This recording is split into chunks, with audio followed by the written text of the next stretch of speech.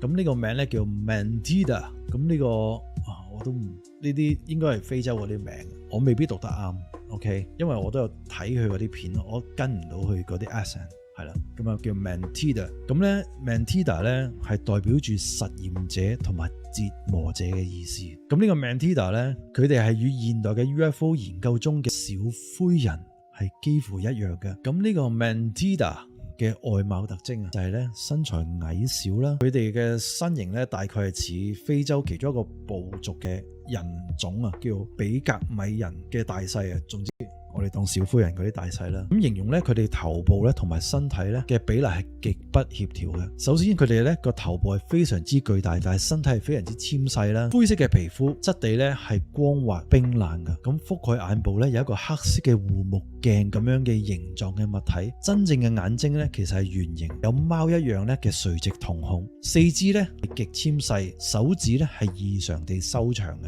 而呢個 Mantida 咧，佢哋有一個實驗嘅使命啊，佢哋主要任務咧係對人類持續咧去進行監控同埋實驗啦。佢哋定期綁架人類啊，做各種痛苦嘅醫學程序，包括咧一啲基因實驗啦，同埋 DNA 嘅採集啦，生殖能力嘅測試改造啦，跨種族嘅繁殖實驗啦，心靈精神能力嘅測量等等呢一啲。